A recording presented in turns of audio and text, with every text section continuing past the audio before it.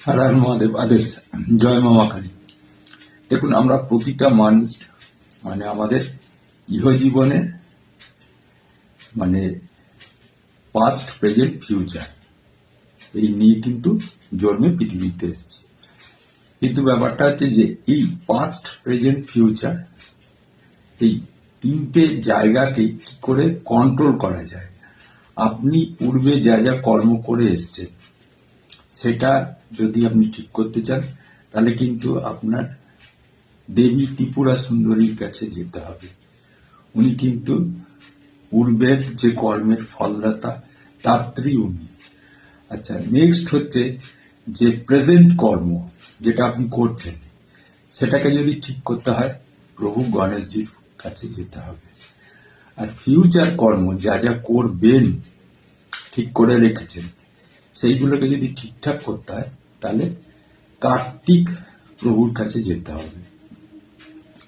এই জন্য সর্বক্ষণ আপনাদের আমিও বলি, অনেকেই বলেন, দেখুন, যখন শিবলিঙ্গে জল অর্পণ করবেন তখন কিন্তু প্রথম অশোক সুন্দরীকে জল অর্পণ করতে হয়, ঠিক আছে? এরপরে কার্তিক গণেশ দেবতাকে জল অর্পণ করবেন, তারপরে প্রভু কার্তিকজিকে জল অর্পণ করবেন।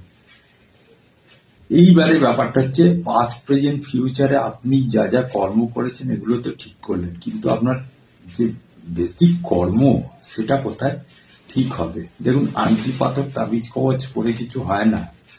ওসব এখানকার কলকাতার ভণ্ড সন্ন্যাসীরা আপনাদের মাথা খেয়ে নিয়েছে একদম। আংটি পাথর তাবিজ কবচ, হ্যাঁ কিছু লাগে, অস্বীকার করবো না, তবে কবচ তো কেউ প্রস্তুত করতে পারে না, সেই জিনিস আর নেই এখন আর।